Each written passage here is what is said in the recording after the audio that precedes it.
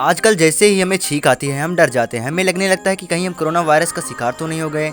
अगर हम दूसरों के सामने इस दौरान गलती से भी छींक दें तो उनकी निगाहें सवालिया तरीके से उठ जाती हैं। ये पक्की बात है कि हर छींक पर ना तो घबराने की जरूरत है, ना ही इसे किसी बीमारी से जोड़ने की जरूरत है। साइंस के अनुसार छींक आना महज शरीर का एक रिफ्लेक्शन एक्शन है जिस पर हमारा कोई जोर नहीं है। छींक आमतौर पर तब आती है जब हमारी नाक के अंदर की झिल्ली किसी बाहरी पदार्थ के घुस जाने से खुजलाती है। नाक से तुरंत हमारे शरीर को संदेश पहुंचता है और वह शरीर की मांसपेशियों को आदेश देता है कि इस पदार्थ को बाहर निकालें।